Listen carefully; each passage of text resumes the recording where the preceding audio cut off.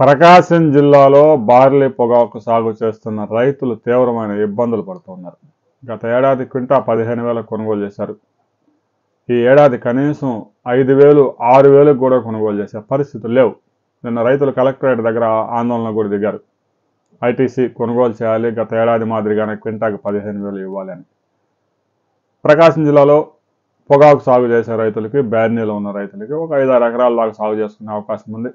అది కూడా export quality Virginia పొగాకు. అయితే కొంతమంది రైతులు అనాధికారికంగా ఈ బార్లీ పొగాకు సాగు చేస్తున్నారు. ఇది లోకల్ మార్కెట్ కోసం సహజంగా సాగు చేస్తూ ఉంటారు. దశాబ్దాలుగా ఇది ఆచారం వస్తూనే ఉంది. బార్లీ పొగాకు సాగు చేసిన రైతులకు ఈ ఏడాది కౌలు కూడా వచ్చే పరిస్థితి కనిపించడం లేదు. గత ఏడాది క్వింటాకు 15,000 ధర పలకడంతో కర్నూలు, కృష్ణా జిల్లాల వరకు రైతులు వైటు, బ్లాక్ బార్లీ పొగాకు సాగు చేశారు.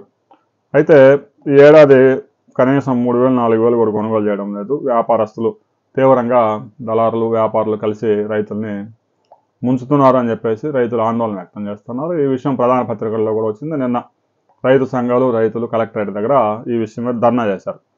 కౌలుకు తీసుకొని పొగాకు ఈ పంట సాగు చేస్తూ ఉంటారు. ప్రకాశం జిల్లాతో పాటు నెల్లూరు, పశ్చిమ గోదావరి జిల్లాల్లోని మెట్ట ప్రాంతాల్లో ఈ వర్జీనియా ఫ్లూ క్యూర్డ్ పొగాకు బోర్డు నియంత్రణ ఉంది. నాటు పొగాకు ఇది.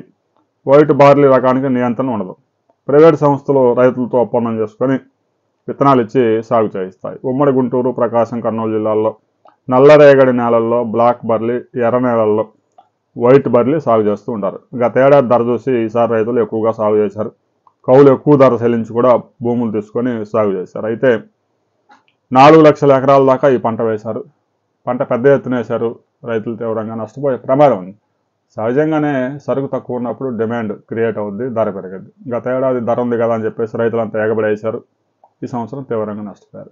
ఆ బార్లీ పొగాకు కొనుగోలు చేయడానికి ఐటీసీ ముందుకు రాదు, కేంద్ర ప్రభుత్వం చర్యలు తీసుకోదు. మార్కెట్లో డిమాండ్ ఉంటే ప్రైవేట్ వ్యాపారస్తులు కొనుగోలు చేస్తారు, లేదంటే చేతులు ఎత్తేస్తారు. రైతు సోదరులు జాగ్రత్త పడండి. విత్తనాలు ఇచ్చాడని, ఇంకొకటి ఇచ్చాడను మేము కొనుగోలు చేస్తామని నోటి మాట చెప్తే మీరు నమ్మొద్దు. మేము పంట వచ్చిన తర్వాత మేము ఈ ధర కొనుగోలు చేస్తామని ఎవరైనా అగ్రిమెంట్ చేసుకుంటే వాళ్ళ దగ్గర చెక్కులు కూడా తీసుకోండి. ఎందుకంటే కోర్టు వేయడానికి అవకాశం ఉంటుంది. వాళ్ళు ఇచ్చే లెటర్లు, ఎంఓయూలు అవన్నీ పనిచేయవు. రాబోయే రోజుల్లో ఈ బార్లీ పొగాకు కొనుగోలుకి ప్రభుత్వం ఏదైనా చర్యలు తీసుకుంటుందా లేదా అనే విషయాన్ని మరో వీడియోలో తెలుసుకుందాం.